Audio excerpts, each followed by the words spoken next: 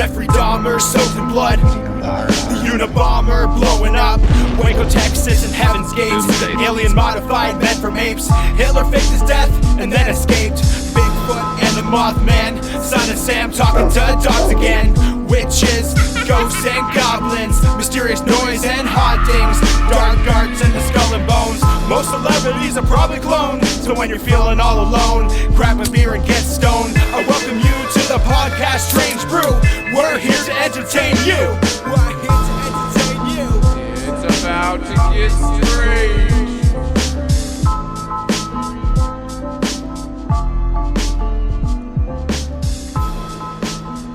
What rock group has 4 men that don't sing?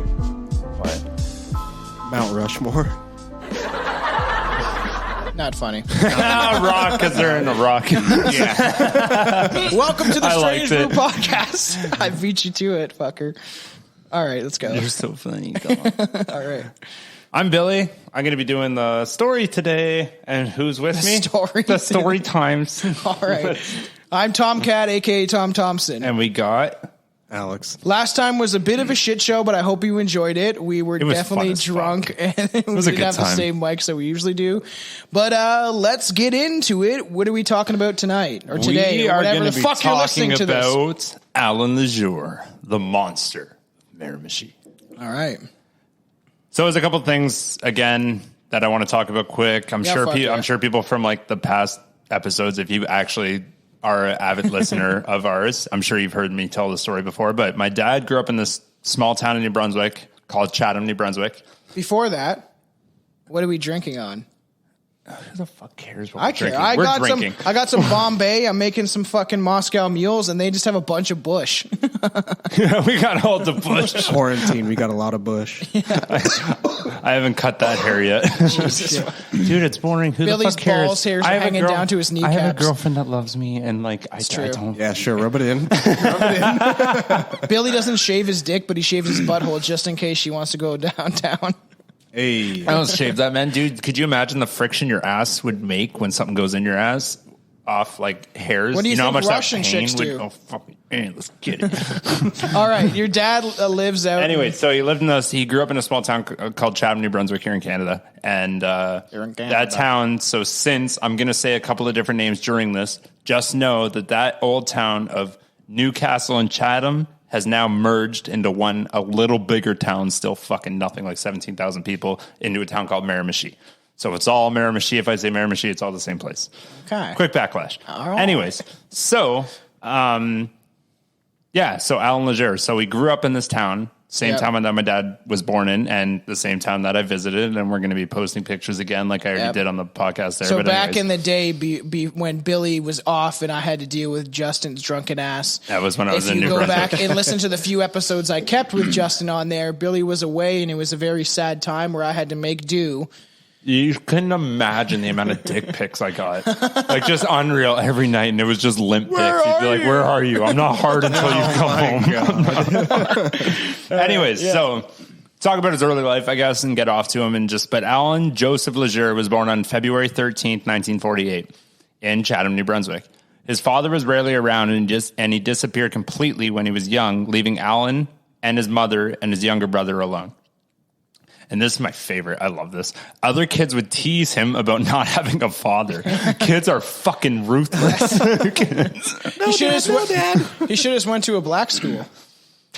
God, no fucking. Oh, Jesus Christ. Is that bad? It's okay, my dad's not black. He's still left, though.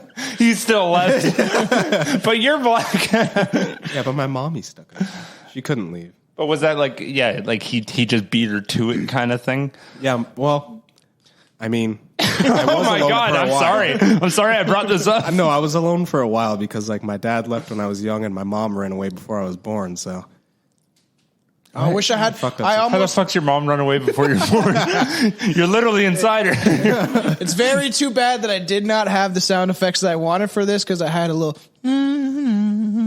World's violin. smallest violin. But anyways, so kids would tease him, and then that again, I guess initially began. You got no father. Fuck you. And it's like pretty fucking much.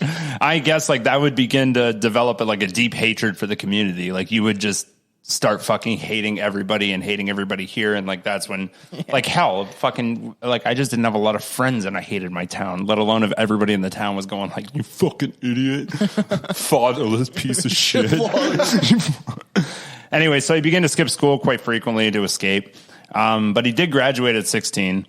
But around that time was when his first big trauma hit. And his so he was 16 and his little brother was 15. He was a year younger than him. His little brother got hit by a truck, like killing him.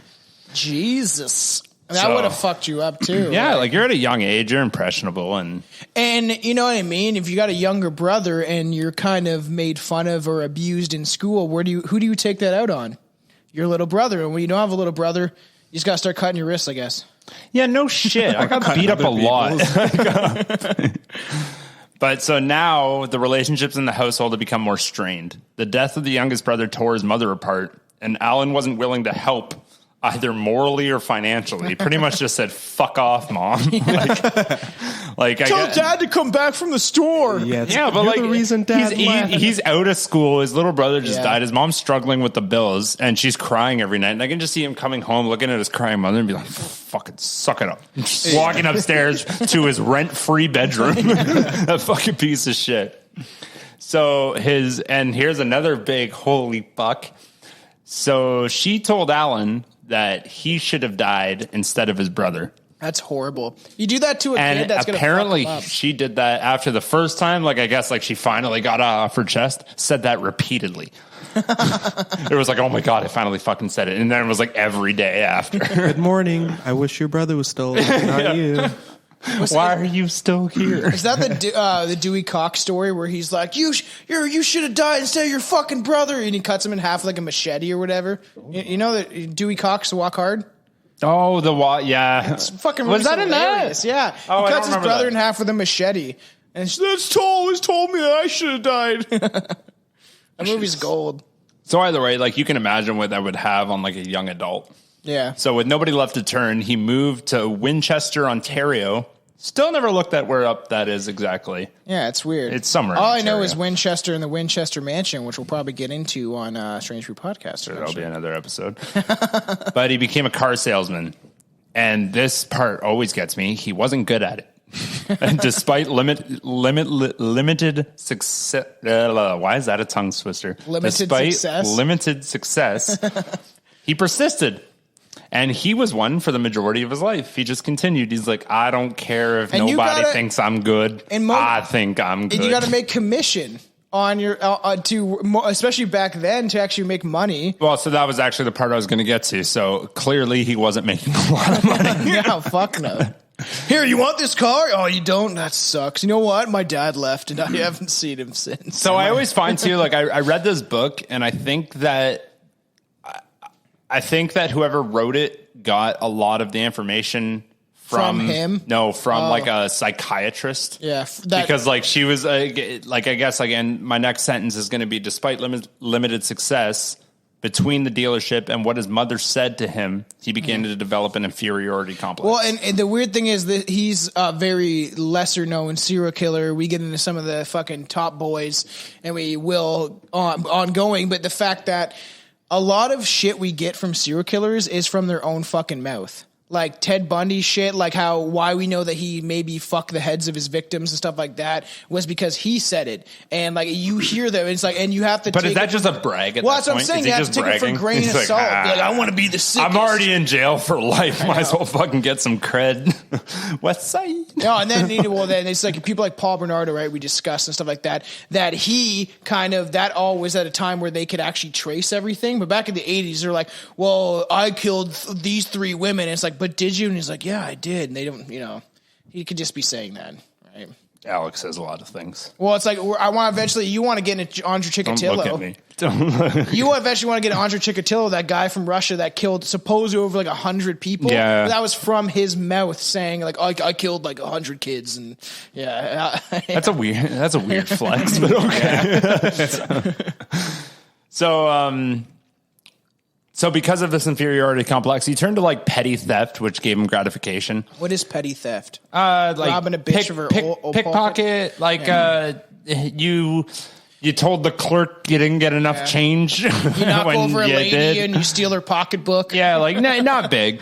But he was caught quite frequently, and he got beat up a fuckload. He wasn't even good at that. No. Try to pickpocket people on the street. And they're like, "What the fuck are you doing?" He's like, "Nothing." They just fucking lay into him. Well, it's crazy because when we were, He's like, "I just wanted to come." how me and Juan just covered the Gainesville Ripper. We were talking about. I was like, I know it's crazy. I was like, if you listen back to the Richard Ramirez episode, how Richard Ramirez got beat up by everybody, like at the end when his picture started going around, remember? And whole fucking like little town or the community. Yeah, when they saw him, they fucking rioted. That's the guy. Yeah, and all these people ran after and started beating him up. 2x4s and bats and it's fucking great. And the cops pulled up and everyone was still around, like fucking trying to kick the cop door and shit. Like, my favorite part from that was when he was like, if I had a gun, I'd make everyone scatter. Well, you didn't have a gun, and you're a bitch. What, his shitty 22 that he shot someone in the face and it didn't kill him? Yeah. How he missed like 3 times. Anyways. No, Richie. We love Richie on this podcast. Yeah, he's a good dude. Good guy. Lots of misinformation. Yeah. I'm just kidding. Hail Satan. But anyway, so he was given a lot of beatings. But we all know, like, once you get comfortable enough with something, you escalate it and you move it on to something bigger. Like when Billy was on the streets of in Vancouver. That was a stupid joke. Don't even fucking. It was a dumb joke, Tom. We all know that you're on Heroin Alley, man. Everybody knows now. Heroin Alley is out. That's Where's that place called you were at? Remember where I found you? The red light district. You know Vancouver, how they have it's like Skid Row, but for Vancouver? You know what I'm talking about, right? Bum Row. There's literally a Skid Row in Vancouver, yeah, dude, and it's Vancouver's like tent city and shit. Vancouver's and there's a bunch of heroin addicts and drug addicts. It's just like Skid Row in LA, and that's where I found Billy when he was out west, and that's how he got brought on the podcast. Oh, that's his story. Yes. But yeah, so you get comfortable enough, you step up your game a little bit, and Legere was now stealing in broad daylight. He just said, fuck it, I got this. He upgraded from pickpocketing to armed robbery. That's a nice little so I wonder if he saved up enough friggin' stolen goods to buy a gun. No, he was usually using a knife. That's what I was thinking. I was like, was it a knife? Because I was like, it says at like it could be a knife. It could be any weapon. You could have a crowbar and be like, give me your fucking money. That's armed robbery, yeah. Well, again, nobody wants to get beat the fuck. Like, I don't care. Like, you can be significantly weaker than me. And if you got a crowbar, like, I don't know if I'm going to win that fight. Like, you got a crowbar in your fucking hand, man. I got my fist. I can't punch through a crowbar. You have feet. Yeah. But he's got a crowbar. You mean run away. Is that what you mean, or you mean kick him? Kick him in the chest. That's Ted Bundy's thing. He's like, oh, look at my broken arm. Now here, come to my car. Help me in my car. Oh, here's a crowbar to the face. And he fucking smacked them. So, well, we're talking about this serial I know, but every today. serial killer brings in other serial killers because it's true. They're all hanging out together in hell. So, yeah, he was usually using a knife. And again, he was caught more often than not. Again, beaten to fucking shit the majority of the time. Like, I just want to see him one day. He's just licking his fucking wounds. He's like, I suck at fucking everything. Know why he sucks so much? Dad never taught me how to steal. He used a Swiss Army knife and he kept pulling out the fucking screwdriver part. I could fuck someone up. Yeah, I could fuck someone up. Isn't there like a nail filer on that? Yeah, there's a bunch of stupid shit. I guess you need it if you're girlfriend's using your fucking Swiss Army knife to do her fucking pedicure. Fuck off. Anyways, so Legere now in his mid-30s. He had no family or loved ones around. Fed up with how his life was looking out, clearly, because I would have been too. Fuck, I'm doing way better than you were, buddy, and I'm fed up with how my life's looking out. I really wish I had that sad sound effect. He finally decided to quit the dealership just before he turned 37. Then what did he do? And he returned home to New Brunswick, just outside of his hometown. And when they say just outside, it's New Brunswick. They mean like a kilometer away. How long is a kilometer? There's like 0.2 of a mile for you guys. For the Americans that listen to us. Like nothing. You're barely outside of your fucking How's hometown. Biden's mumbly ass down there? Hey, you guys enjoying that? Fuck that. So the first murder. Mr. John Glendenning and his wife were a pleasant couple who owned a local shop. I think it was a convenience store. They didn't specify. Are they Asian? Glendenning. Could be Asian, man. I don't remember. I'm assuming from New Brunswick. Okay, Pan is kind of. Remember the Richard Ramirez? There was a fucking guy named Peter Pan that he killed. Oh God, yeah. Which is the funniest shit ever. Stop bringing up other people. It's about Allan. This is Allan's time to shine. All right, let's let him shine.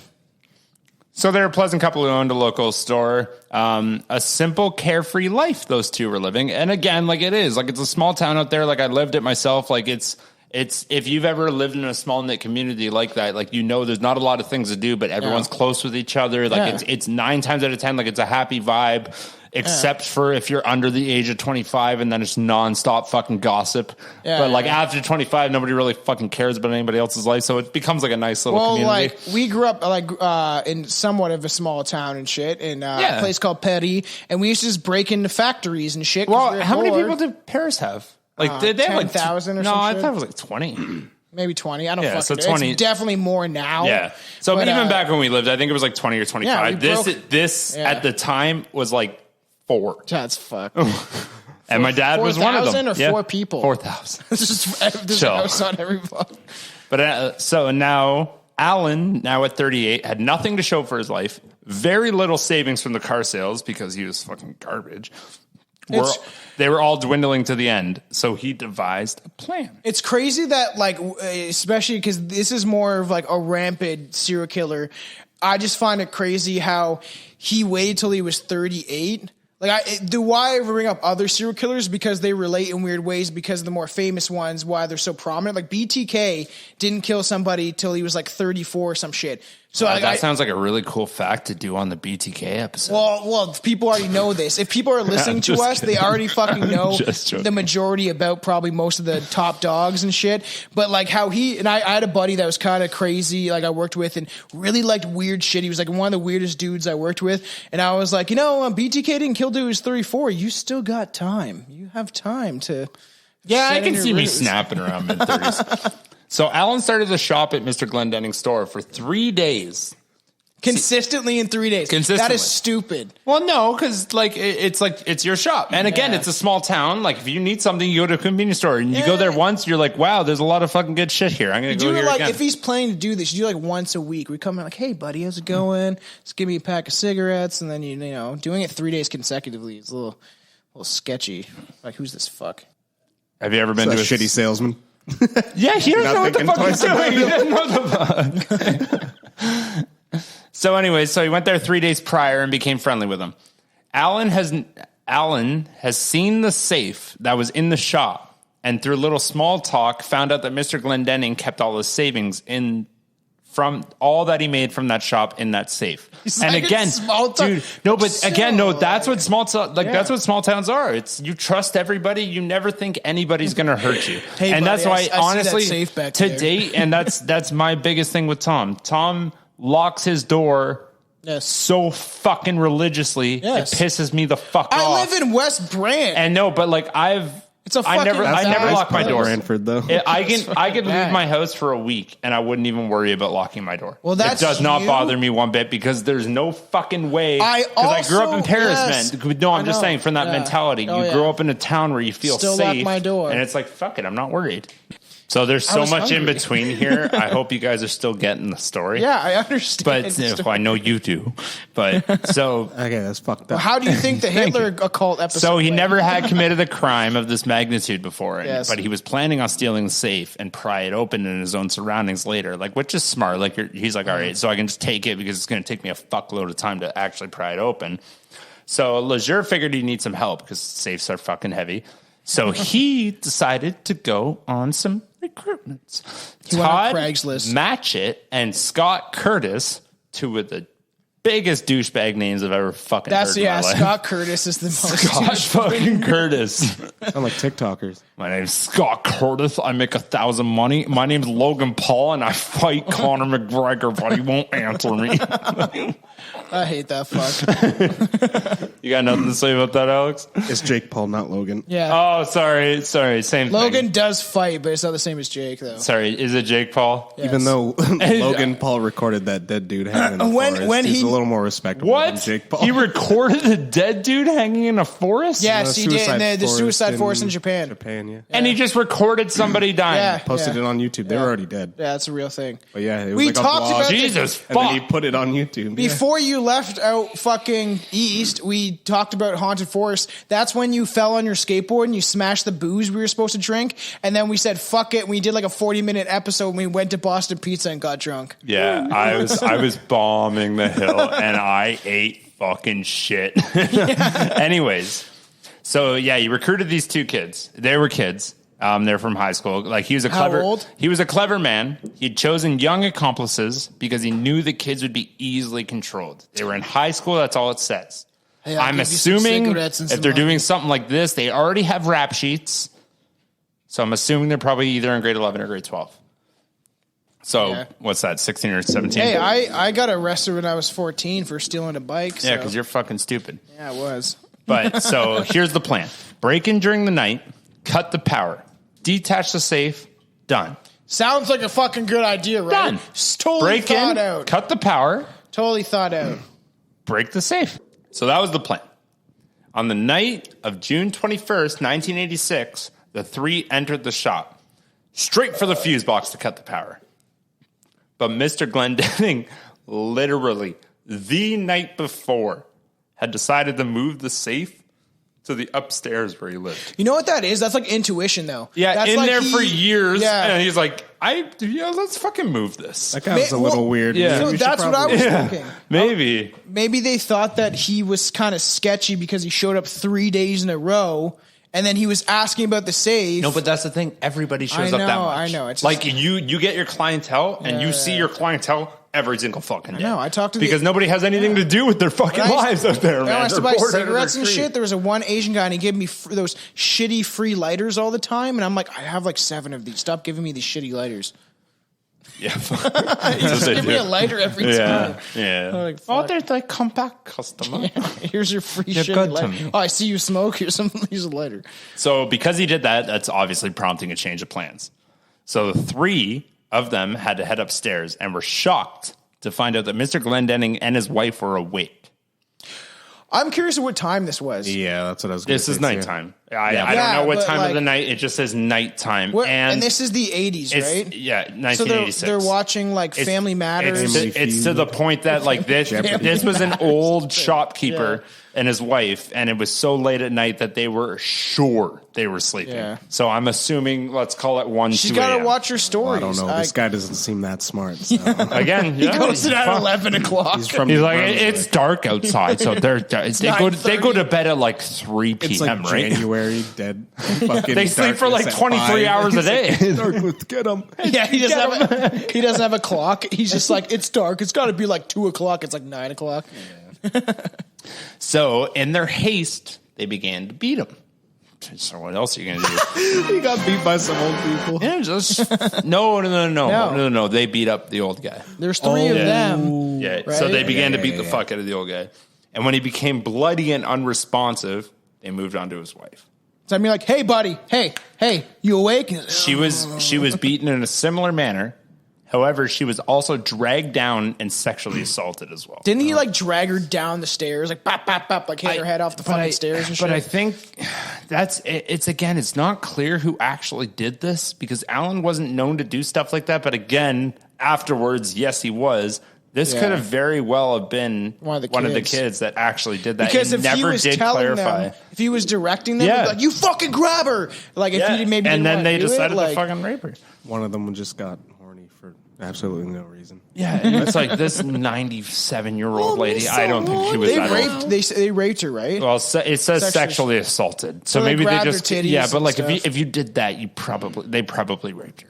Like, I can't imagine somebody went out of their way to just grab a boob and go, that's enough. I know. Like, I know fucked up people, but that's a really weird. I know I'm bringing up other serial killers, but I just don't understand why Richard Ramirez was like into like raping the old ladies. Like when he break in their homes and like rape them, it's like I think he was just about like the pain or whatever and dominance, and then dominance. Because he's a weak piece of shit, so he needed to feel powerful. Like, fucking ew. Yeah. She hasn't been fucked for 50 years, then he comes in. Having made so much noise in such a small community with towns and people living so close, Allan realized that he can't take the safe out of fear of getting caught. So when Mrs. Glendenning came to, she wasn't dead. She quickly, I guess, put on her clothes was the first thing that she did, and then ran upstairs and dialed 911. I bet she didn't put on her clothes. My first instinct would be says covered herself. So that was her most important thing is nobody sees these titties. She's probably got a rockin' rack. Yeah, maybe she got some big sandbags, Maybe man. she did. Legere was hoping that both were dead when he left. He wasn't counting on Mrs. Glendenning coming to and involving the police. Yeah. But now that she had seen their faces and within a month police had captured Legere, they were sloppy. They left a ton of evidence. What do you do? The three of them were put on jury in January 1987, and with overwhelming evidence on January 22nd, all three men were convicted. Allan was charged with second-degree murder and life in prison. Fuck. Eligible for parole after 18 years. He only got second degree? But he seemed proud of this murder. He only got second degree. Fucked. He only got second degree. Well, I bet he didn't. Yeah, but do again, anything in that. Again, two fucking he might not have. Yeah, the other kids, like, you don't know who did it. Just want the safe. Yeah, you didn't know who did it. And nobody knows who did it because he didn't clarify. He never admitted guilt, and he didn't clarify. But she was the witness. He got charged for second degree. But again, she could have been in the other room when shit was going on. You can get second degree by like hitting someone drunk, or even just hitting someone. It's called manslaughter. Yeah, I understand. You don't get second degree with hitting someone drunk. Because it's an accident. An accident is always manslaughter. Isn't it an accident if you know you're getting into a car and you're drunk? Yes, that's called manslaughter. It's not an accident if you know you're getting in a car. Yeah, because you think you're going to get home fine. You're not like, I hope I kill somebody on the way. If that was your mindset, then yes, that's second degree. Or that's actually first degree. If GTA 5 gets banned, I'm going to cry. Or 6 or whatever. Is that a thing? Yes, it is. So on August 8th, 1987, his appeal that he put towards his, because he didn't want this shit. He said, fuck that. The other kids did it. His appeal was clearly fucking denied. Yeah. But Legere wasn't done.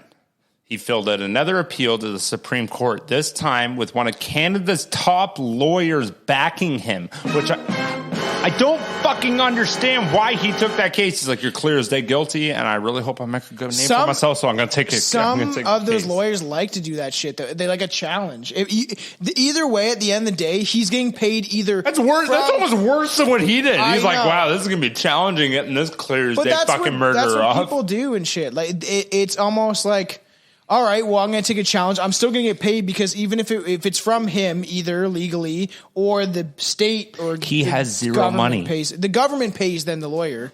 No, but like I don't know how the fuck he had a lawyer then. He got the lawyer because he wrote a letter to him. I guess this lawyer did it for Legere pro bono. That's fucked because usually Canada's top lawyer. Because if you can't get a lawyer, you get a justice of crown. Yeah, or whatever. But this Canada's top lawyer decided to take his case on pro bono. What was his name? Did you have his name? I didn't catch his name. It just said Canada's top lawyer. But anyways, it was still unsuccessful. I don't give a fuck. He still wasn't able to do it. Yeah. Canada's top lawyer wasn't even able to get him off. Like that's how much. There was overwhelming evidence, man. Why would that guy even take that case? It's so weird. But Legere, thinking his case would be denied, he knew his case would fucking be denied. He devised an escape plan. So when he was put back in prison that exact same day as his rejection, he decided to finally put his motion into plan.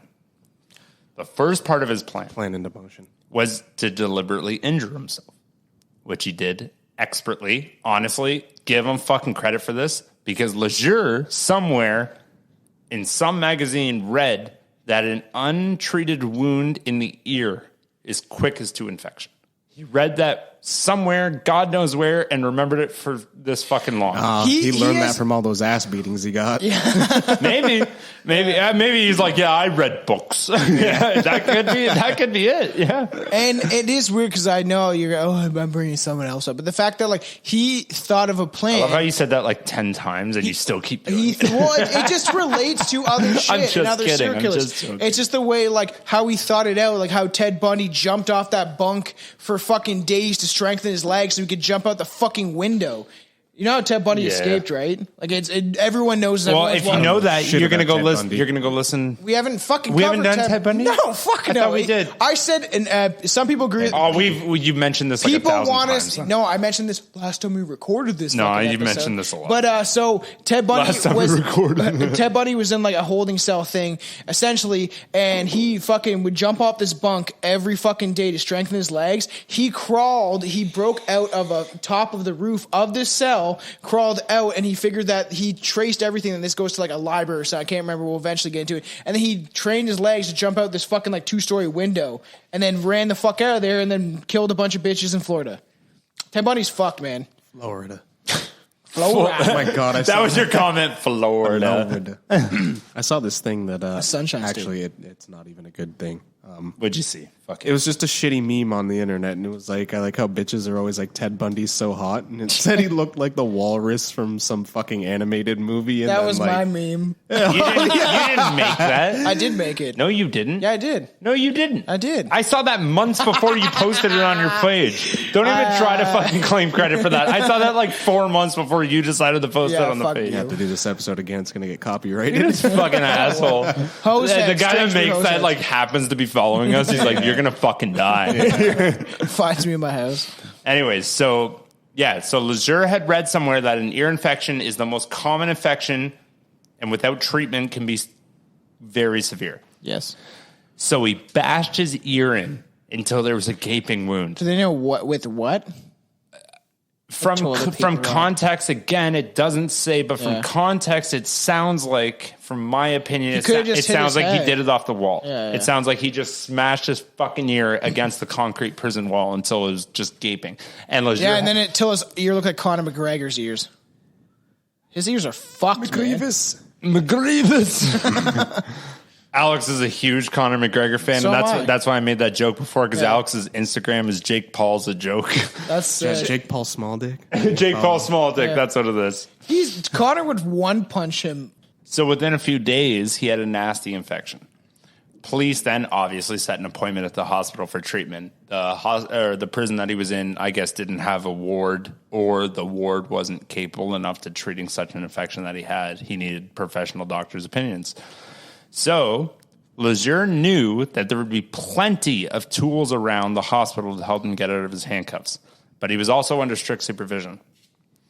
This is pretty bomb. That's why I said, hold on, wait a minute, hold on. I got a lot. I know you know what happens, but I got a lot that comes up that like really contradicts the fact that you think that he's dumb right now, because this is some of the smartest shit I've ever heard in my life. That's why I brought up Ted Bundy, because I was just going to say that he is almost as intelligent when it comes to his escape as Ted Bundy is. He was also under strict supervision, but he was able to snag a small cuticle trimmer from the waiting room. So crazy. Why the fuck was that in the waiting room? That's disgusting. It's like, here, we got magazines, pop, and cuticle trimmer. This is for you when you're bored. The hospital waiting room. Yeah. That is extremely weird, and I guess it's the 80s, because nowadays that would never fucking be. And that, too. Hey, do you want COVID? COVID, especially. Yeah, do you want COVID? So he grabbed it quick and was able to snag it and hide it in his pocket. So crazy, man. While waiting, he hinted to the officer that he needed to use the washroom. I gotta pee, bro. The officer did not uncuff him, but did let him go in private. And this is my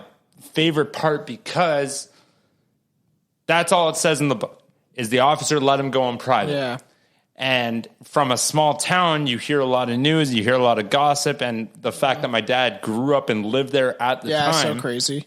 His story was he made a gay joke.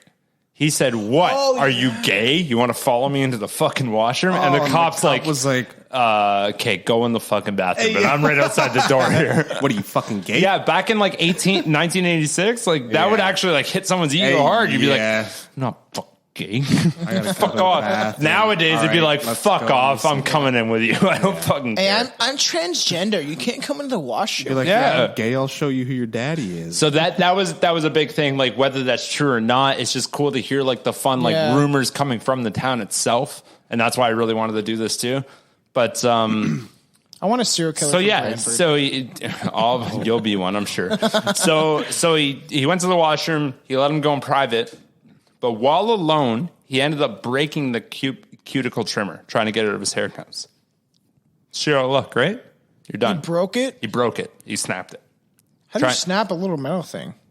Oh, trying to fucking ream it into fucking handcuffs. It's one of the dollar store ones. Oh, yeah. He was trying to get out of his fucking handcuffs. On metal, and he it would just snap inside of it, probably. So you should all look, right? This motherfucker has been planning this escape for so long that he, while in prison, made a shift key out of metal, and he hid it inside of a cigar. He just assumed he like fucking straight up like I don't know if he stole the key and like made a print, but like or guessed what it looked like or had so much kinky fucking fuck sex by himself that he knew exactly what that key looked like. This is smarter than Ted Bundy. That's insane, it's technically smart, man. Because what did he do with the cigar? Did he hoop it? Is it up his asshole? No. You're allowed to have cigars back then. You're just like, I'm going to the washroom. No. Cigar. No. He had his pack with him. It was just a pack of cigars. You're allowed to smoke.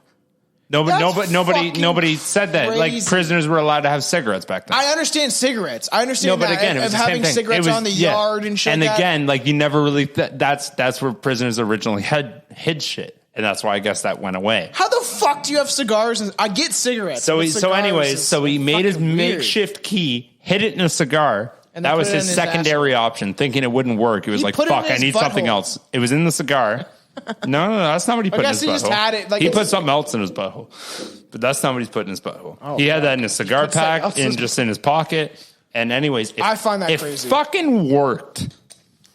And he also had a TV antenna that he ripped off the prison TV, which he concealed, and I quote, on his body. So it's got to be in his ass. I'm pretty fucking sure that meant in his ass. Because, like, there's no way. Like, you do still get patted down. It's like, oh, those are just cigars, whatever. And they put them back. Like, when you see a TV antenna, it's like, what are you doing with this? He's got to be in his pooper. Probably just like a... But again, no. This is old school, dude. 80s antennas that he ripped off the prison and TV. No, those are pure fucking rabbit antennas. We're thinking of like CD players where you like push it down those collapsible antennas. I'm pretty sure didn't even make an existence until the 90s. Okay. Think about the 80s. The bunny ears were like, it was a bunny ear, and they're fucking they're playing with them. That is what he ripped off. And he ripped off one of those. He put in his pooper again. His pooper is off of Miramichi hearsay from my father. But, okay, and the book says on his he's a body. big dude. Maybe he held it in his fucking belly fold. I don't think he was that big. He was a chubby dude. Bastard. He's a chubby dude with a big beard. He's like me. Chubby dude. I don't know that chubby. I have the pictures. I don't know. Do you know his weight?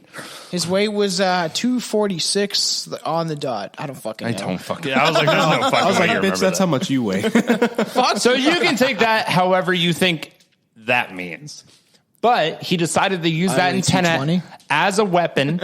As he opened the bathroom door, he hid it behind his back.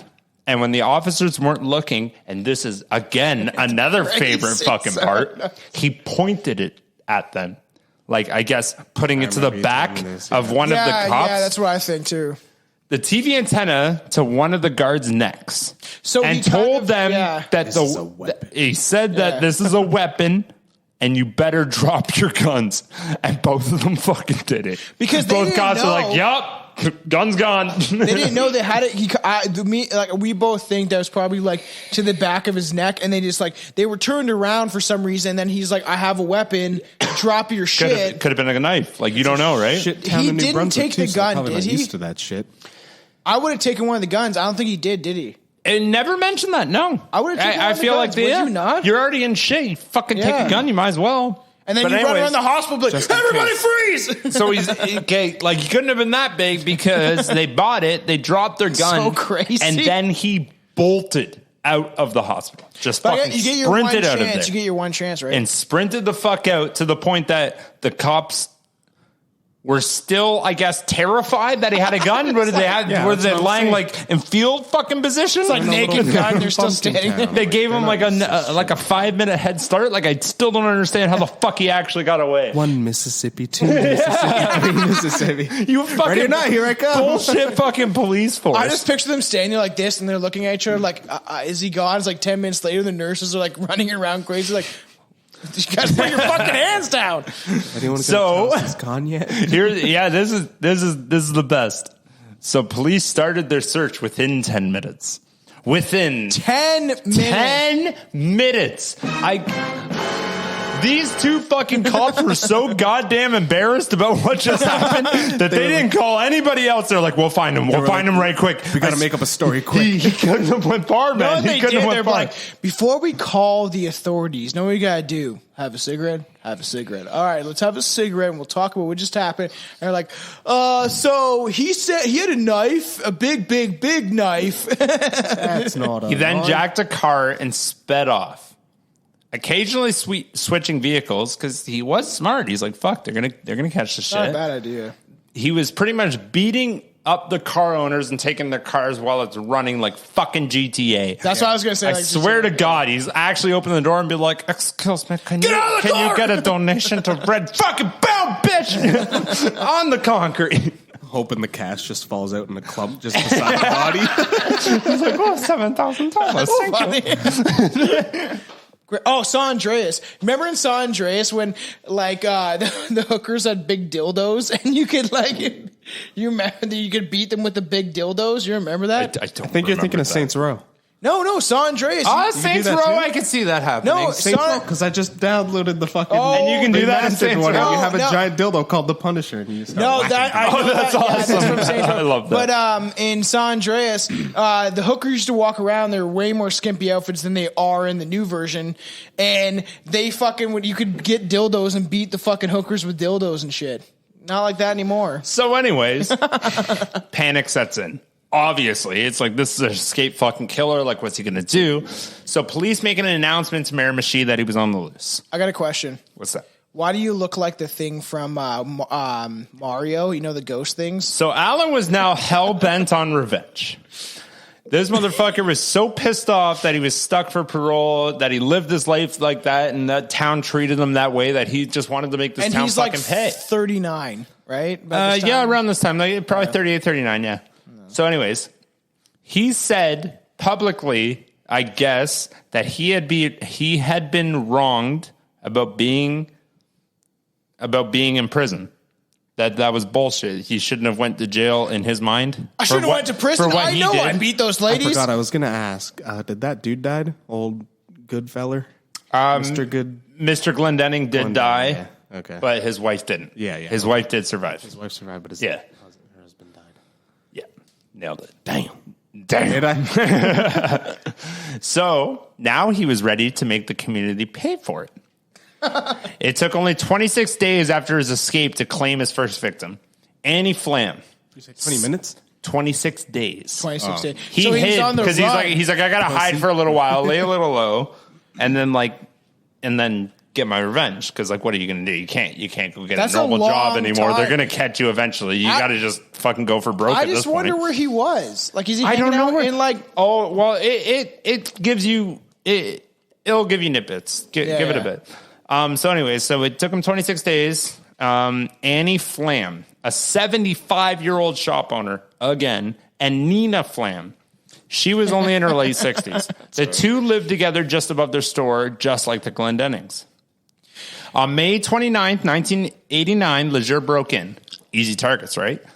He beat her with a blunt object, breaking a blunt object, breaking her jaw. Can we guess what blunt object it was? Yeah, it doesn't say. Go ahead. Was it a book? I don't know. A book? You have a guess. A king-size Mars bar.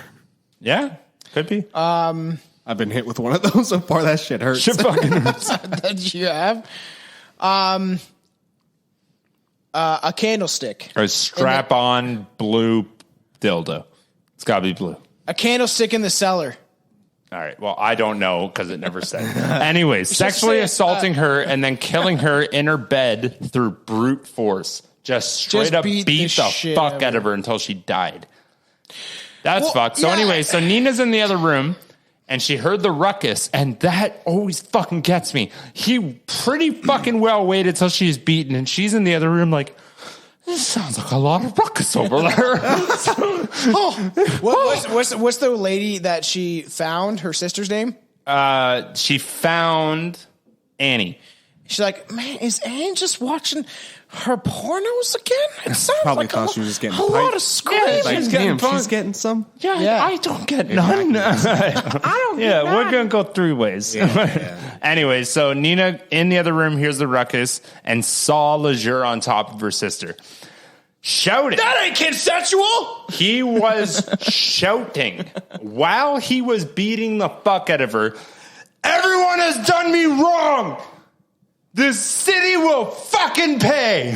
It's so crazy. And she walks in like, I would have just like slowly just backed out of the room. I'm sorry, sister, but I'm out of here. Like, I would have just slowly backed up. Nina, unable to contain her fucking screams. Of course, I would scream like a fucking... I'd be like, holy fuck! What am I super looking quiet at? And I'd leave the room. And you'd be like, bye, Chelsea. No, I'd kill... If it was you, I would maybe let it happen and make sure you're alive later on. So... It's like feel his pulse. Nina was unable to contain her screams. She ran, but Legere was faster. He beat her until... She, and this is an amazing thing to do. Yeah. He beat her until she faked her death. She saw that coming. So smart that she was able to just go, I'm dead, and like hope to God he bought it. Like had no feeling in her body at that point either. She was just like, I should It's just lay also extremely smart though, because like the things you should do. You know how hard it is to fake your death while someone's punching you in the fucking face? He already thought he killed that one bitch and she wasn't dead. Serial killers make that mistake all the time. He probably knocked her out. Yeah. Though. This chick literally faked it and went, fuck it. Like, yeah, my face is numb. I just... Hey, you play possum. That's what you do. It's fucking smart, man. Anyways, Legere, thinking that both sisters were dead, exit the shop. And I don't think he was thinking that both the sisters were dead, because at this time, he was a little smarter. He set the fucking thing on fire. Oh. On his way out, he just set it on fire. He's like, fuck this. I'm not letting no one fucking... I think he was a pyromaniac. So guess what, though? She realized the house was burning, so she ran outside. Legere was waiting for her. Do I smell fire? No fucking way. And he threw her right back inside the house. Is that dope? You take the bitch just waiting outside the front door, waiting for her to come running out. Imagine thinking like, oh, he's gone, running out of the door, and you see him just stand there, and he's like, "Sup, baby girl?" Yeah, no fucking shit. I would have been like, "All right, I'm going." You got me. The crazy thing is he must have fucking thrown her back inside and then held the door shut. Or something along those lines. But like, it's so hot, man. You couldn't hold that door. Yeah. But I guess that is what I guess he did. But like, how do you just... Nina, I guess he didn't care if he got caught anyways. He's fucking... Nina was found barely conscious, suffering third-degree burns and losing part of her fingers and toes. This bitch still It's such a small town, remember, that fires like... get recognized immediately. That's what I'm saying. Why did he stand there like that? Yeah, a ballsy motherfucker. or you do the old maneuver again, though. But if you let it inside and close the door, people wouldn't notice from outside. Yeah, no. But I right thought away, maybe he was smart enough. Probably not. But he had a chair outside of the door, and then he shoved the chair under the door handle. Yeah. Something like that. Even a board. Oh well, again, like he threw her back inside, and then she's trying to find another exit, and then gets the carbon monoxide or whatever in her mouth, and that's because technically you would be like, okay, I'm not going back out that door. Yeah, because he's fucking sitting there, and there's no other fucking door, so I'm going to try to jump through the second story window. Well, you always have a fire exit. Yeah. So, anyways, people started installing. So after he gets away, obviously, news reports it, and people started installing what they called in the town Legere lights. And honestly, it was just a light on a pole that people dug in their backyards, stuck a pole and put a light on it just so they wouldn't fucking be in the dark. That's people extremely were weird. Fucking terrified. And that's weird too, because most times you have in every serial killer case, like when you hear about maniacs on the loose, they buy guns. Gun stores get sold the fuck out. Yeah. They buy any type of weapon they can get, and they lock their doors, and they usually get some sort of security. The fact that these people were just like, I think a light will do it. Well, it's 1980s. I know, but you get a gun. And it's a small town. No, it's just like Canada, I don't want him lurking in the dark. I just don't want him there. Like it's like most of these see it go off, and most of these guys too, whether they then can handle it themselves or not, honestly, can like every single one of them think they can take on an army. Quick tip they are for all the people out fucking there. very high end. Yeah. Like I am so much stronger. Look what I can do. And it's like fuck off, man. You can't fucking do that. This is Chelsea's dad speaking. Okay. But the cheapest form of security is light. I was gonna say is a newfie. No, is light, because we Chelsea, and they're not very good. No, but to be honest, if you leave kidding. like your house light on, stuff, houses that are completely dark and blacked out, people will be more likely to break into. But if a house has a light on, Chelsea always leaves a light on every night. This is why I get the locking the door shit. Yeah, because you're fucking paranoid. Because Chelsea was raised by her dad that was like, anything's gonna come and kill you, so you better leave your lights on, your doors locked, and make sure you have a gun. So like, I got a gun tucked in my asshole every night. When did that happen? Yeah. He attacked. What was that? May? Yeah. May. Did I say? Yeah, I think late May. Yeah, I said May 29th, and he wasn't seen again until October. So how? Holy fuck! April, May, June, July, October. This is what 5 months. He killed those two people. Set their house on fire. Well, killed one, I guess. One still survived because the fire department, I guess, got there in time. It's going rampage. Like, there's a lot of serial killers that do this. You go fucking, and I don't think he's hit his. Well, rampage. that's not rampage. No, that was two like, people. It's like berserker mode, where they freak out and they get in this like berserked out like rampage mode. And like Ted Bundy did this when he went to Florida and killed all the fucking people in Florida.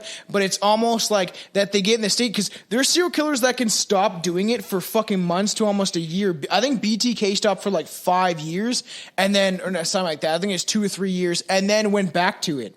And it's crazy how they can stop doing it, which is fucking weird. It's weird. Was this BTK's episode? No, man, it just fucking relates. It's just the fact that serial killers and people that do crimes like that can lay low for a while and then all of a sudden start up again. Just be fucking normal. Jeffrey Dahmer stopped for like 2 months. So anyways, Legere wasn't spotted till October. Yeah. Now, rewards were announced. Okay, back in the 80s. How much was the reward? $50,000 just for information. That's all you needed. Crazy. You didn't need it. You didn't need proof or anything. I just want info leading to the arrest or anything. and we will give you $50,000. That's so much. Hey, You know how many false leads those motherfuckers probably got? They're like, well, like he hasn't been here yet, and we're pretty tight on To bring this back to the last episode, he did look like a troglodyte. He looks like a caveman. Oh, He's got a big beard, long hair. Fun thing I don't have in this episode written out, but again, for my father, when it happened, again, this was mid-October when this happened. Halloween was canceled that year for all the kids. That sucks. All the kids, and my dad lived there at the time. He's like, fuck. He's like, we're stuck inside. I'd rather die and eat the candy instead of getting the candy than dying. At the time, my dad was born in Not fucking being able what? to eat it. I think he said like late 60s. Fuck, I don't know his exact year he's born, but late 60s. I think like 68. But Can you stop eating your dick? but he was so like 20 years old at the time. I'm sure he wasn't gonna go out trick or treating, but I guess Halloween was canceled for the fucking kids. I love Unless you were, Dad, were you gonna go out fucking trick or treating? Because I know you're gonna listen to this episode. I went out when I was 16. I was drunk because you're and high. fucking stupid. I'm just kidding. Anyways, so but he was always a few steps ahead from every little bit of information they got. Yeah. Every time they found an old barn or a deserted area, more clues were found that he had been there just days prior. So it's like, what is it, like a half put out cigar? No, I'm assuming like shit in the corner. Well, that would be more of like a clue, like shit days. There goes my dog. No, but the thing is, it's almost like him sitting and waiting. So it's almost probably evidence that somebody was staying somewhere. Like, you where see, the like, fuck did he go for all those months? And old barns and deserted areas. He literally just hit, dude, there's so many woods out there, man. That's all it is. It's deserted area. You remember? You could hide for so fucking long. Nobody would know you're there. Falls? How that guy just hid out in the barn and the dad's like, oh, why are you in my barn? It's the same thing. It's like, why are you here? It's like you don't ever Fucking think that somebody crazy. would be there. It's crazy that he went in that mentality of, I'm going to find wherever I can to sleep, and I'm going to stay there. So again, though, like I said, on October crazy. 13th, Yeah. he struck again. It was 1989. Fuck, a month before my brother was born. So yeah, so 31 Wow. years ago. Yeah, shit, man. 32, I guess now, but 31 and a half, whatever. Danny, hello. He's not going to listen. I know, I doubt it. Anyway, so Allan struck again. He'd usually choose older victims, and his next ones would be. Again. It's the same as fucking Richie and every other fucking pussy out there, is they go for the people that are easy to attack. Chugging a shot quick for a quick commercial break. Yeah, dude. Shot of dry gin. Quick commercial break. Let's get it. Bombay. Get it. Let's do it. You can do it. It's good days, girls. Oh, pine needles. Yummy. That's nice. All right. So, Allan struck again on October 13th, like I said. And he'd usually choose older victims, and his next ones would be. Police sent out a statement saying that if he turned himself in, they would make a decision on his parole. That's so stupid. These motherfuckers actually sent the PSA going, Allan, if you turn yourself in, we might get to talk about your parole. That's the stupidest shit. At that point, literally lie. Be Yeah. like, honestly, Allan, if you turn yourself in right this second, we will sentence you to 6 months. They're desperate. 6 and like and that just kill him. And no, but then you don't have to do that because fuck him. You could literally just say like 6 months and be like, and then when he gets in, be like, yeah, okay, that was just a trick. But like in his mind, be like, wow, okay, they knocked it down to 6 months because they're scared of me, and I made him my point because he's dumb, right? Like that could have been that could have fucking worked. I was gonna say, if you were a serial killer and you were smart enough and you got somehow a lawyer to sign that what they said is true, you could get away with it, because what the fuck happened to Carla Homolka, where she lives in Paris now and has kids, because she made a deal. No, he already fucked up pretty bad. I know, I'm At saying, this point, when they made if you're that smart PSA. enough to make a deal, most times you're a female, you might get it. It's fucking sad. Anyways, Yeah. his next victims were sisters. Sisters Linda and Donna. Oh, wait, hold on. Linda and Donna Donnie. Someone actually named their kid Donna when their last name was Donnie. You're an asshole. You're a fucking asshole. Your parents. You're a fucking dick to name your kid that. It's an asshole name. The fans find it funny. Let alone, the fans. Are those the Friends fans? Two dogs laying under The the table 70s right now. show. Anyways, so yeah. So Donna was 45 and her sister Linda was 41. That's not that old. That's not that old, though. It's still older. Like, you're like an older woman. It's not like a 20-year-old woman or anything. Yeah. Still to the point where you're like, maybe your muscles How old have are they? atrophied a little bit. 45 and 41. All right, you can still kick ass. Yeah, you can still get it. If you were a badass Well, I in the don't first know. place, though. You had to be a badass in the first place to be able to kick ass at 41. I find Jennifer Aniston extremely attractive. Yeah, but and I she's don't like- think she's that Attractive and strong. being strong are two Yeah, different very things. two different things. Tom looks pretty spry for a 40-year-old. I'm not 40. I love it. If I'm 40, Anyways. oh my God, man, I gotta look good. So, yeah, what you're I'm pretty saying. sexy. Yeah, dude. Good for you. Legere broke into their home, tied, I forgot about this. Tied Linda to a chair, making her watch him beat and rape her sister. That was the wrong button. That was the wrong fucking button, you asshole. That's not okay. That's fucked. He up. tied her to a fucking chair. See, I feel like And just been like, watch this, bitch. Like, what the fuck? he started ramping up. If you ever played The Witcher, shit like that happens all the time. Okay, I haven't. Did You not gotta know play- video games you gotta did play that. The Witcher. Yeah. That game is That fucking game, sweet. I Fucking sweet or holy fuck demented. well, you need to come over because I keep getting stuck. I get stuck at my buddy Mitch. God, you suck at video games. No, I do. He's Fucking- like, Billy, come over, beat Tony Hawk for me. Mitch that's been on, like we always say, how do I Mitch props so often on this? But Mitch is on the strange Japanese episode, and he was on the Christmas episode. Mitch is a chill dude, but he was like, play The Witcher. I played and I keep getting stuck. And So that's what happens in that game? Yeah. You tie people to chairs and rape You other don't people? do that, but there's like Yeah. a quest line where you're like trying to hunt this like serial killer guy. You can have sex in that game. There's titties in it and shit. It's Yeah, you dope. get to see boobies. You get Big to fuck mommy people. milkers. Yeah. Get a girlfriend, Alex. Hey, did you see the new Resident Evil? Everyone's just making Don't- those things with that big titty bitch. I didn't. She's like see 7 feet tall. Oh, Anyways, shit, this is a titties. stupid fucking. I'll keep that because it's hilarious. Let's carry on. So he made her watch while he did that shit. Yeah.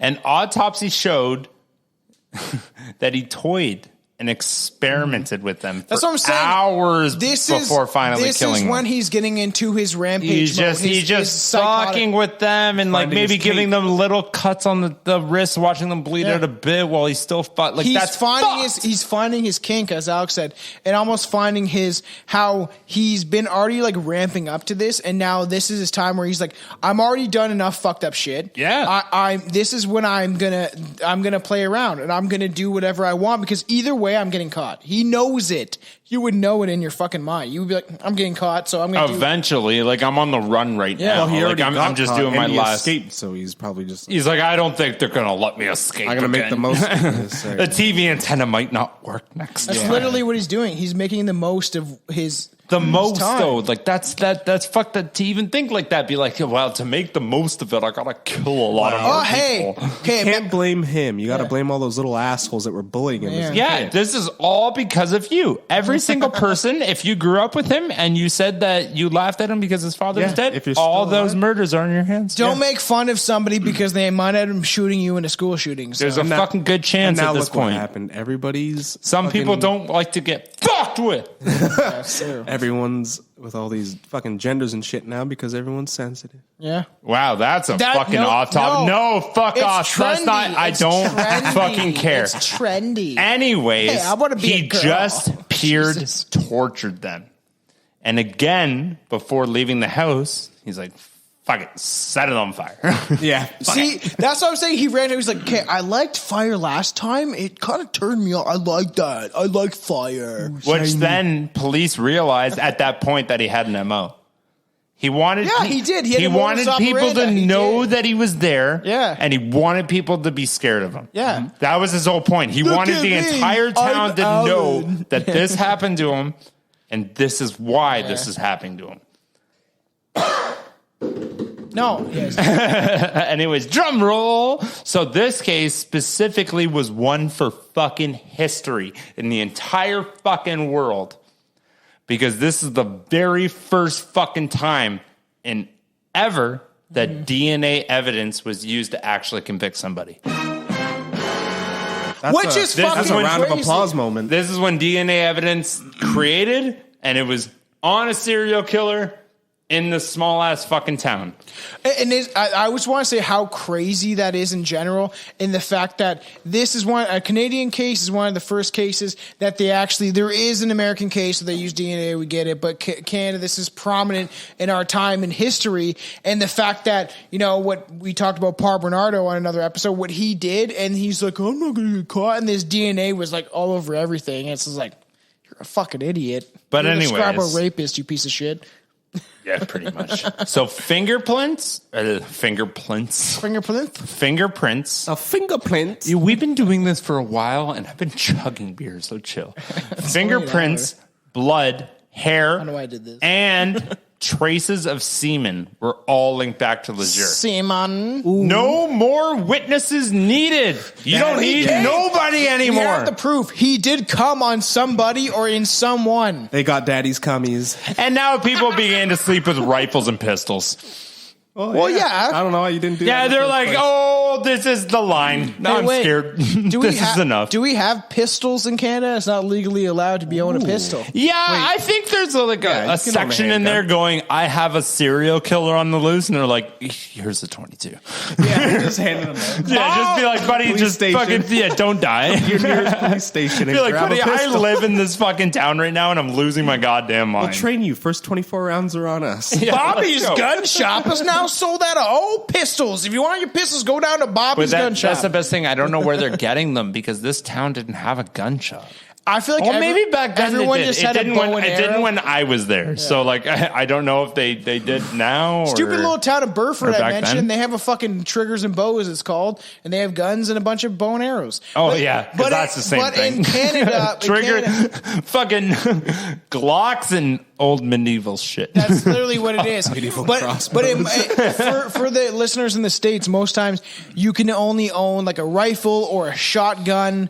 And a shotgun can do damage, but it's more or less for hunting. Just a little damage. I know. Yeah, Well, a shotgun would only like give you a little bit of damage. Depends what type of bullet you use. I don't fucking care what type of bullet you use. Miss, It's you're replacing your whole entire drywall. shotgun. Handguns are technically pretty illegal in Canada unless you have a special firearms license. It's mostly rifles and shotguns. because again, I'm not even going to include shotguns in that category because it's dudes it's with hunting. like 5 shotguns. I understand they have them. I'm not saying that they're used Legally. for hunting. Well, yeah. And that's Canada's big thing is you can have whatever you want for hunting. They hunt their ex-girlfriends. Yeah, pretty fucking much with a goddamn shotgun. Anyways, so now... Yep. Blast that bitch to pieces like she did to your heart. Fuck that bitch. Anyways, now the monster of Miramichi. It was his media name. It was called, and he was it. This is his MO. His MO was setting people on fire, He loved and his name fires. was the Monster of Miramichi. The manhunt for Legere is still to date the largest manhunt in all of Canada. They should have just because he called him- lasted quite a while, man, on the run. Like But that's the thing, fucked. all the people in the States are going to be like, it's nothing compared to us because they had 16-year-olds doing How that long? shit. How long was? Yes, How long was theirs in the States? It's just at Canada. I didn't Ted Bundy bother. was like Ted Bundy alone was like a couple months, but there's other people too. No, dude, this is like a year and a half. yeah, total. that's pretty drastic. I'm Well, actually trying to again, I need to being relook caught? at the States. I think like from escaping to But being after caught. being caught, Yeah, I think it was being about a in year. prison, escaping. was about a year. That's longer Yeah. than Ted Bundy. It was about a year. I'm trying to honestly, I'm And trying to he think of was in a something else. small ass town of 4,000 people, and he never left.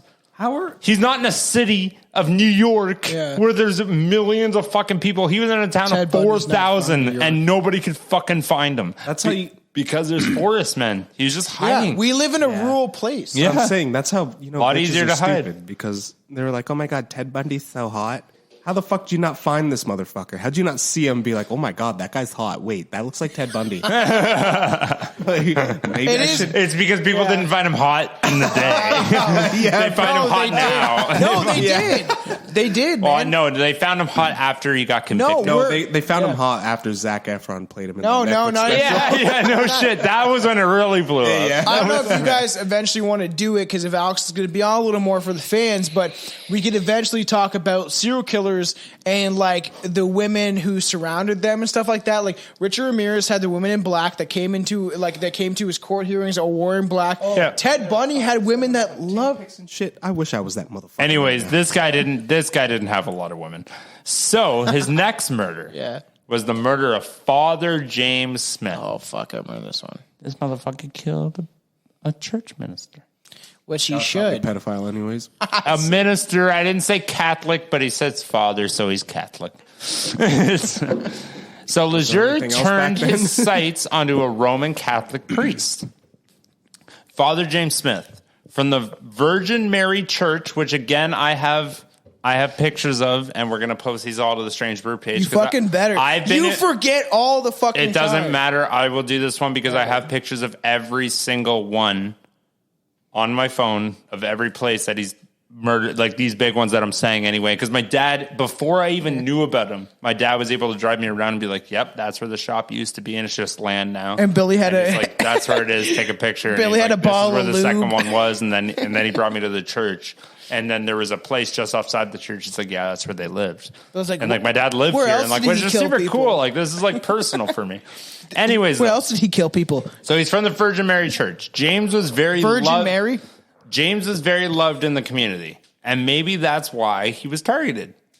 Because he's like, "Fuck Yeah. you! You don't get to be loved." I agree loved. with that. Yeah.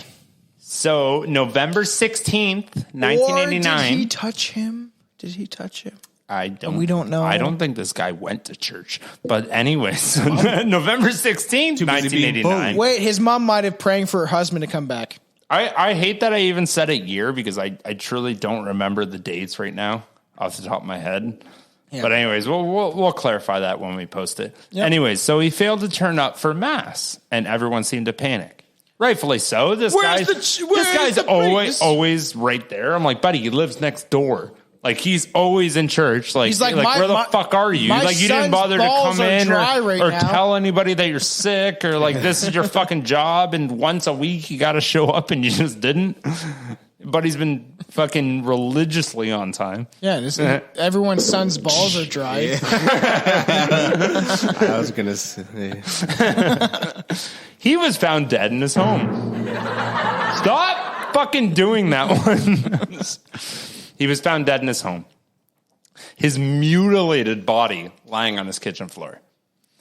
Autopsies show that he was tortured. His rib cages on both sides were broken, almost as if somebody jumped up and down on it repeatedly. Him doing that in general is extremely fucked up. If you were to like say that you could just punch somebody or hit somebody's ribs with like a fucking hammer or some shit, for them to like say in an autopsy that maybe somebody jumped up and down is like this guy thinks like that's what it looks like. It broke in like 17 different fucking places. This guy's body looks like a bouncy house. Why don't I jump on top of it and make sure his fucking ribs are broken? Like that's fucked up, man. I don't even like stepping on big ants. I don't like that crunch out of my toes. But here's the biggest thing, and I'm sure this was big for them when they were first doing the DNA evidence. Yeah. And but this is more DNA. But it's hard to determine what was his DNA and what was the victim's DNA. I'm sure they'd have to swab fucking everything, and they're like, "Holy fuck, when they first developed this shit, even with this is costing a lot of money back then." When we've talked about fucking Paul Bernardo, but how he was swabbed, like he offered his spit, when they were going around and testing people, and he was the Scarborough rapist. So, and then he became the serial killer that he did.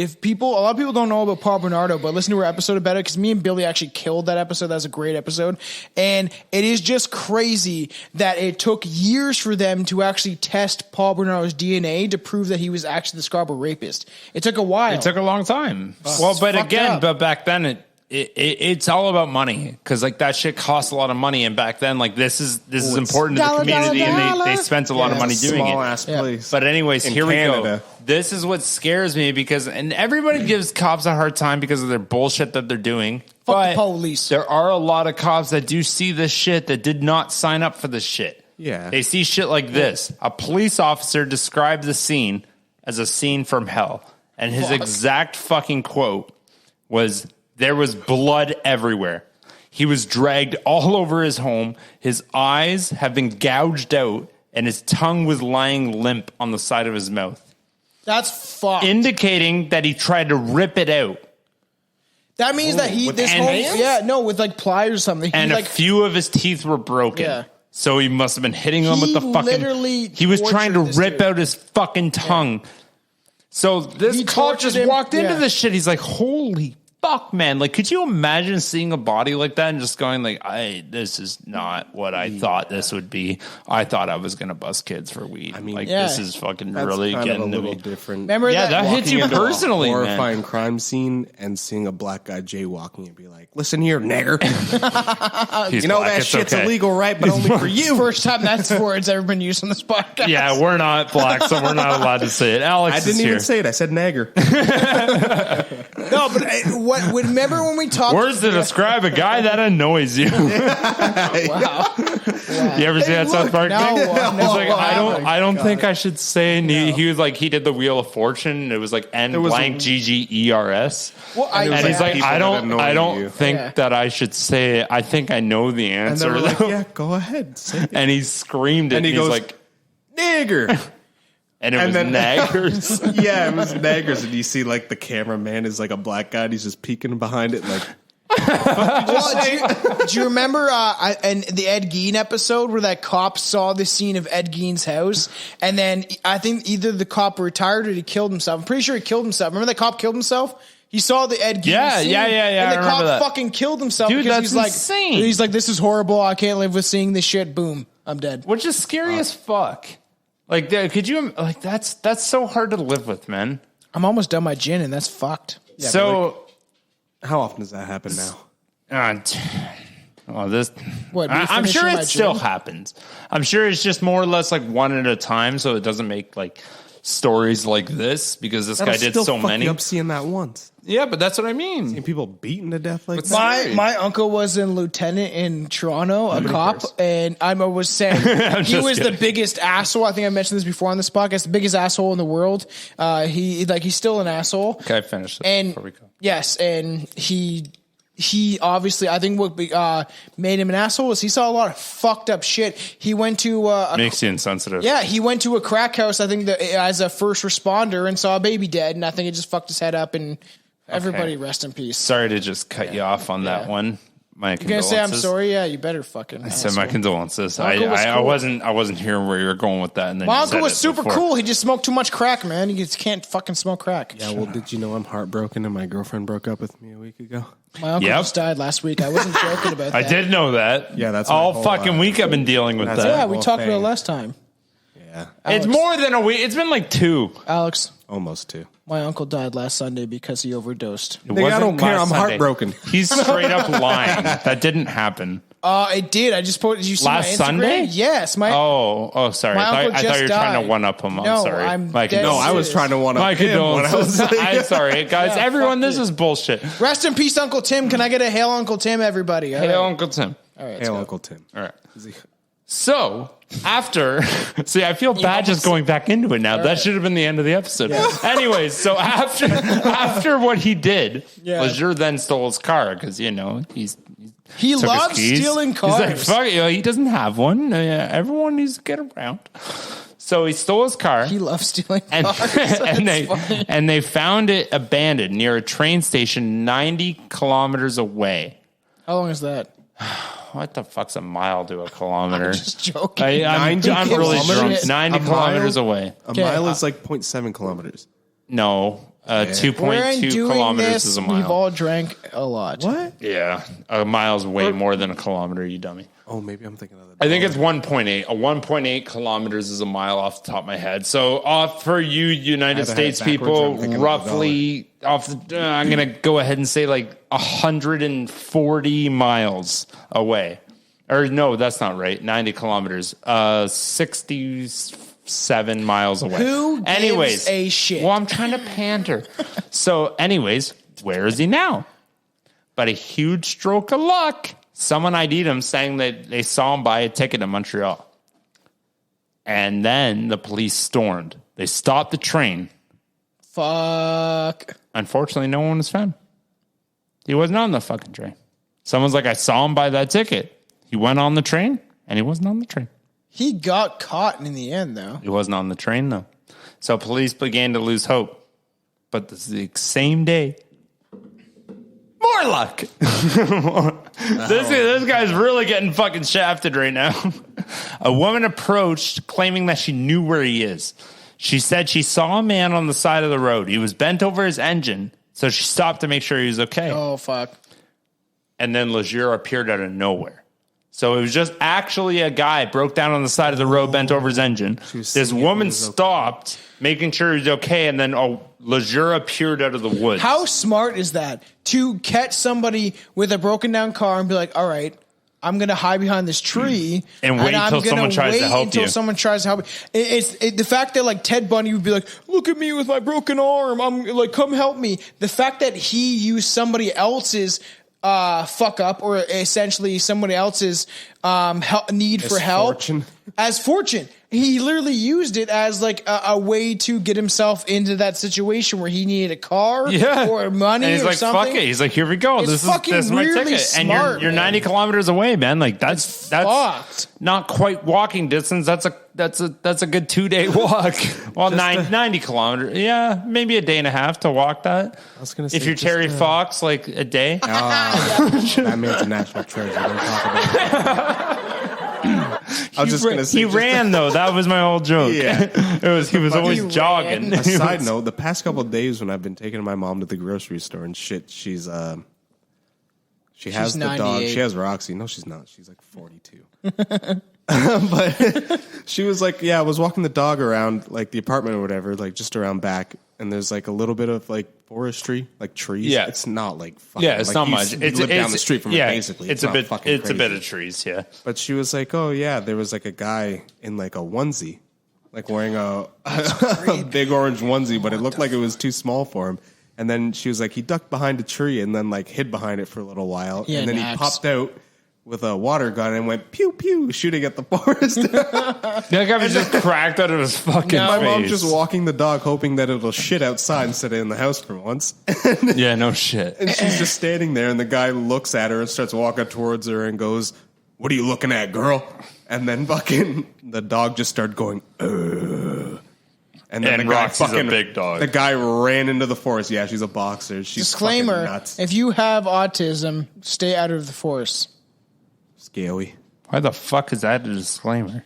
Because it sounds like someone who is mentally handicapped. It sounds like someone that's drugged out. Why did you go straight to that? Because it could be. It could be. Everyone has every mental illness that exists. All right. Anyways, so Legere appearing out of nowhere from coming out of the trees, taking them both hostage.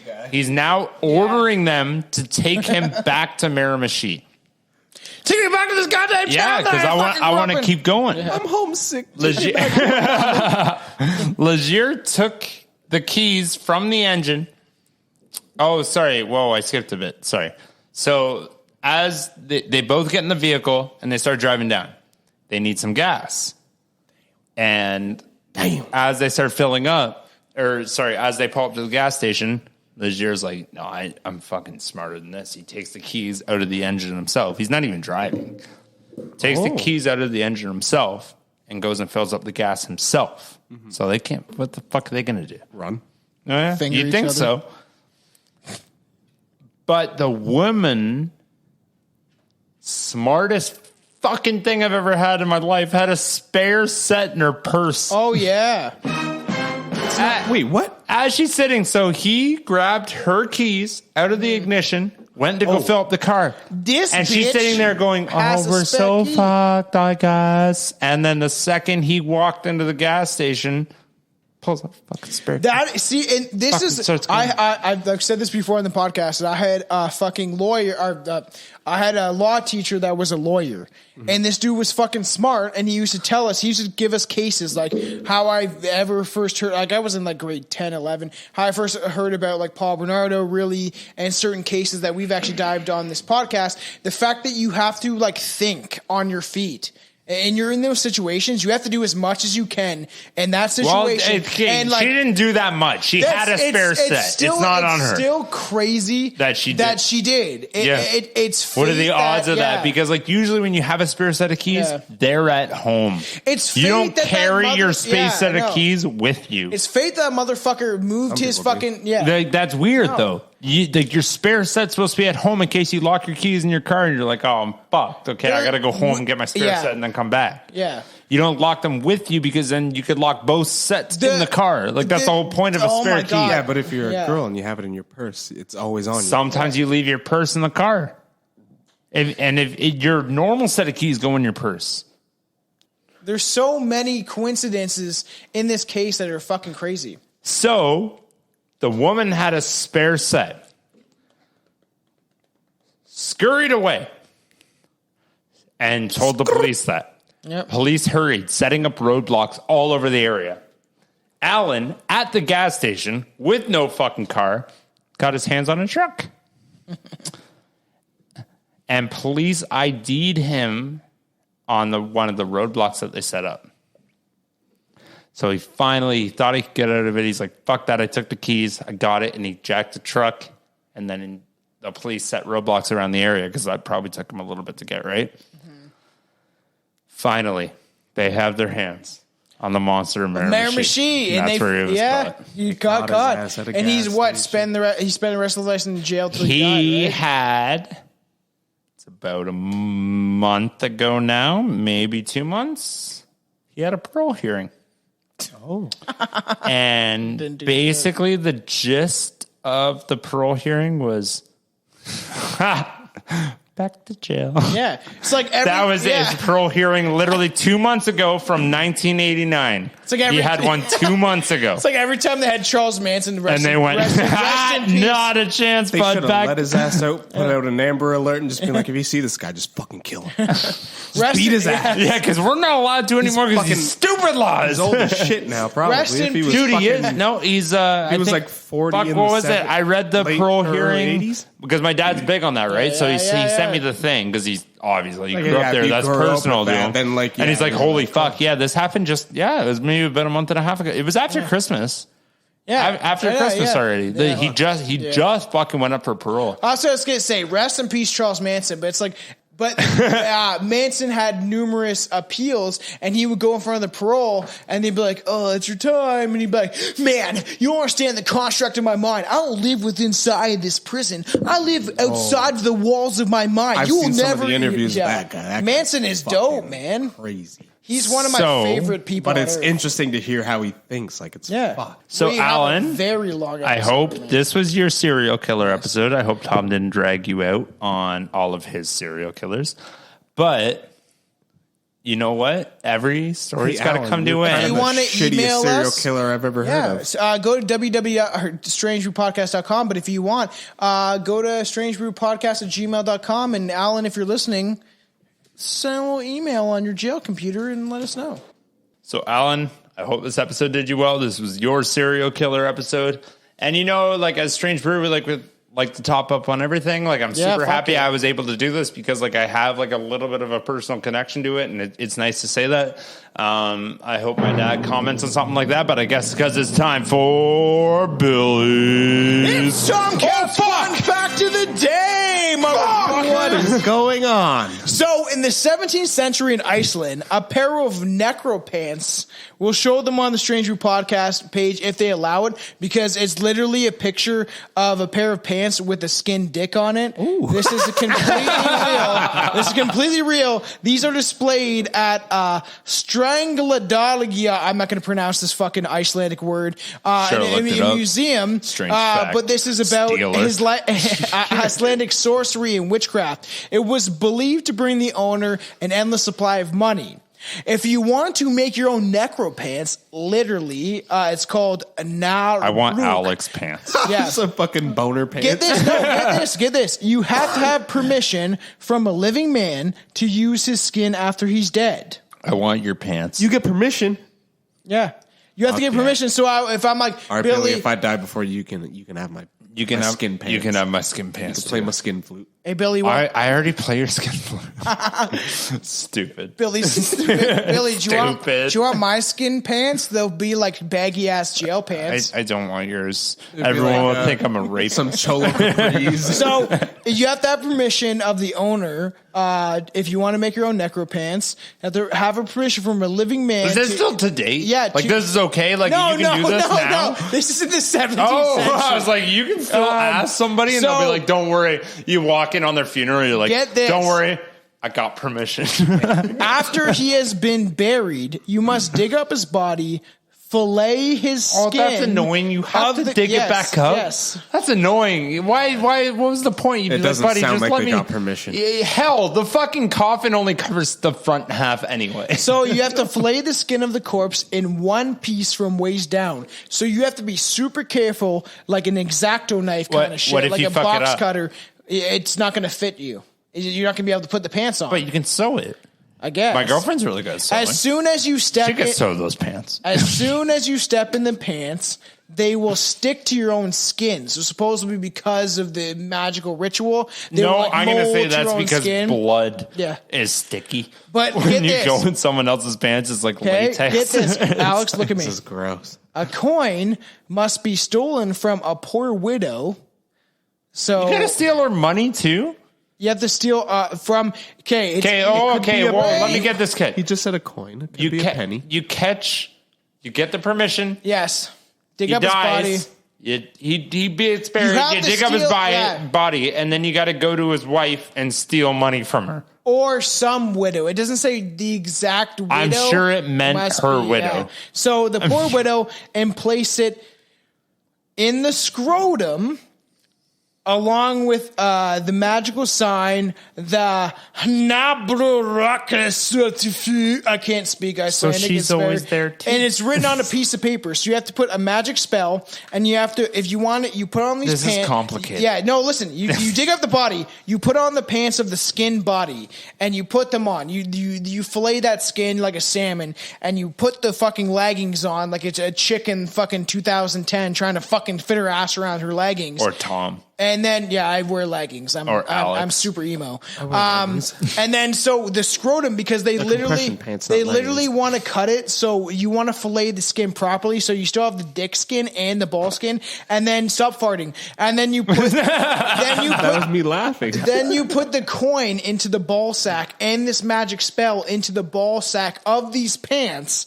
And then, Wouldn't that interrupt your so supposedly transition the into coin the ball sack? will draw money into the scrotum. So all of a sudden you'll look in your skin pants and there'll be money in the ball sack of these. But wouldn't that be in your ball sack then if it conformed? It will never empty. As long as the original coin is not removed, you will accumulate money. This is the most ridiculous thing I've ever heard. Well, I eventually want to get into Icelandic like history. I want to get into the whole death metal and fucking. Whoever the fuck invented this shit's bullshit. This is Viking bullshit. shit. This is Viking shit. Vikings had way better ideas than salvation, the owner has to convince someone else to overtake the pants and step into each leg as soon as he gets out of it, or the necro pants will thus be, they won't be used for the money making purposes. So if I skin Billy's dead fucking body and I put on the pants and I fucking have the coin inside the ball sack,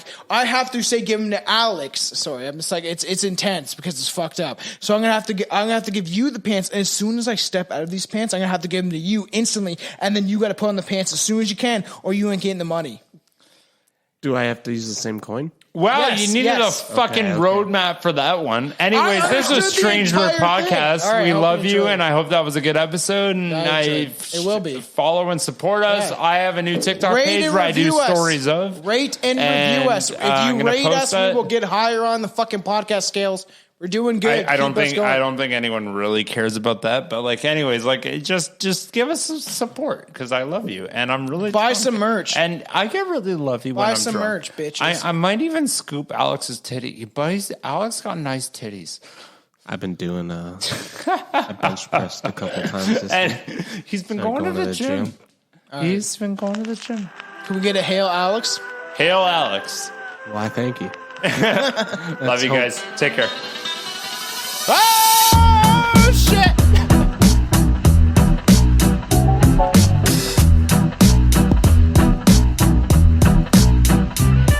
Gonna slide right through like Mario Lemieux. Give you the 1-2 till you're black and blue. I'm gonna grab that noose hanging around your neck. Leave you for dead cause you're irrelevant. Nah, fuck that, you know I'm only kidding. It's always a good time when you hang out with Billy until he drinks too much wine and starts talking about his willy. Like, oh my god, it's just so big. You can see that shit from outer space. It's like an asteroid just hit her face. I swear to God, officer, I would never hurt her. She got the black eye when she undid my zipper.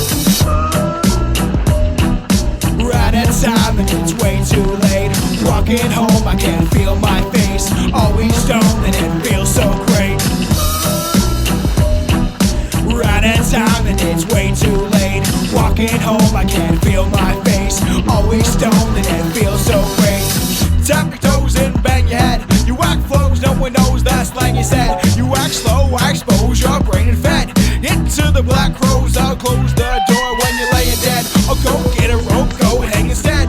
Hang your head, slit throat, blood choke, aim and lead, brain dead. And you stay safe in your homestead. And I stay stoned instead and always will. You're stalling still and this is all a shrill. I hope you all will kill. When you spoke, I wouldn't call it skill. Now they don't do coke, they swallow pills. Slippery slope after the bottle spills. I have a different approach, supermodels will sniff coke and never swallow meals, get choked. All for a deal, get real. time and it's way too late. Walking home, I can't feel my face. Always stoned and it feels so great. We're out of time and it's way too late. Walking home, I can't feel my face. Always stoned and it feels so great. Your death would be a great victory. Well, let's see the hate that exists in me. You all persistently live these fictional beliefs until your life is a living deceased. And I'm skilled with a knife, working in kitchens sizzling beef on the grill. Nights cooking for the drunk skin that eats. Isn't a relief to get off, not literally, but when you hit the slip, sitting in the mystical fog. And if I'm not God, then who is? The lies have you bent over in submission, clueless. Ain't that cute, bitch? And I know you're fucking stupid, and I know a 5th grader that's smarter than you is. By this age, you should know you're not smart, dude. And I'm not gonna argue. Right at time, and it's way too late. Walking home, I can't feel my face. Always stoned, and it feels so great. Right at time and it's way too late. Walking home, I can't feel my face. Always stoned and it feels so great. The reason that the girls like me was they like my music. They said, we take you down here to Beverly Hills and we want to get you in because you're a star. I said, I'm a what? They said, you're a star. And I went and I got on the surfboard and I rode around and I looked and I said, gee, wait a chingasos, this is more trouble than what I just got out of.